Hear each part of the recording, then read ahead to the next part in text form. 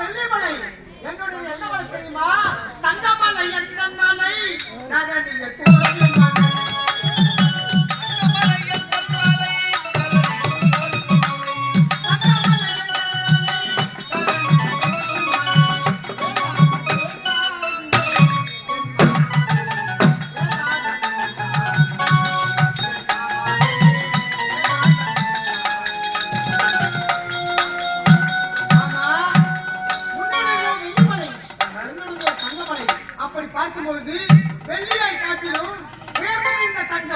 அப்படி இருக்கு.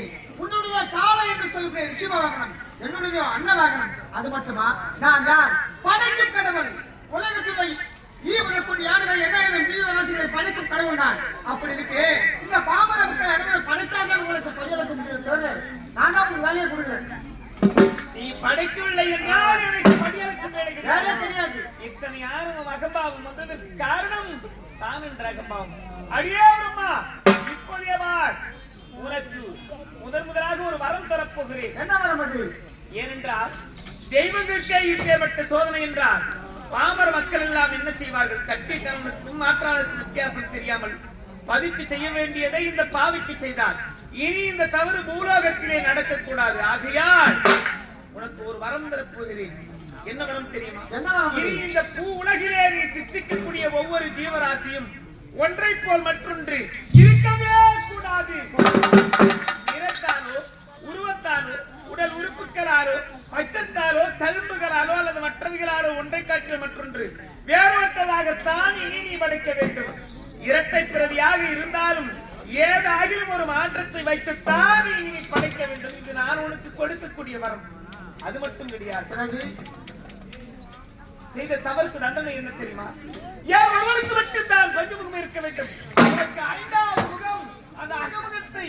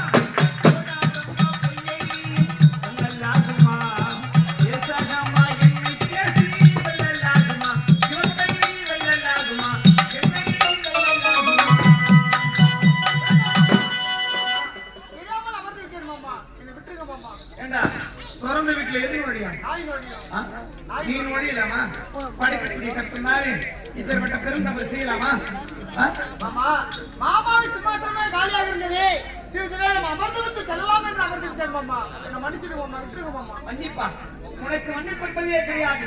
எனக்கு ஒருவனுக்கு மட்டும்தான் பஞ்சமுகம்.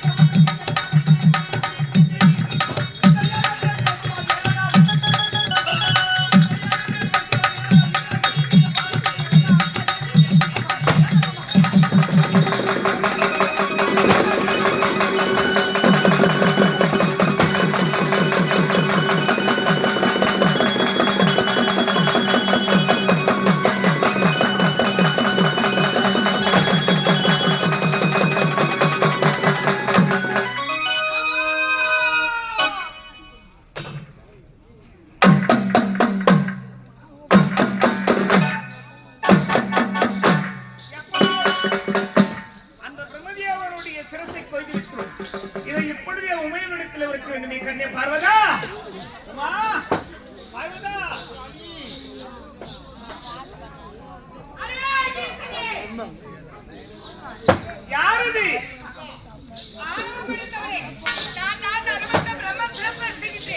அறுபட்ட பிரம்மனுடைய சிரமா என்னை பார்த்து அடியாமல் நினைப்பதா? ஆனால் ஆணவம் பிடித்தவனே.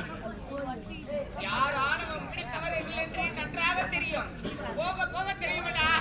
ஆணவம் பிடித்தவனே, திமிர் பிடித்தவனே, பிரபால் அடிப்பட்டவனே, செருப்பால் அடிப்பட்டவனே, உன் முகத்தில் ரோமம் இருப்பது உண்மையாக இருந்தா, நீயே ஒரு சுத்தமாக ஒரு ஆண்டவனாக இருந்தா, என்னுடைய சிறந்த நீ வந்து கொண்டு பாருடா. அப்பொழுது நான் யாருக்கு தெரியும்? போக நான் யாருக்கு நான் புரிய வைக்கிறேன். அடா முட்டாள் பயலே, எனக்கு என்னடா நீ புரிய வைப்பது? உனக்கு காலம் பதில் சொல்லுடா. இப்படியே வா, உன் ஆணவத்தை அடக்கி ஆணவத்தை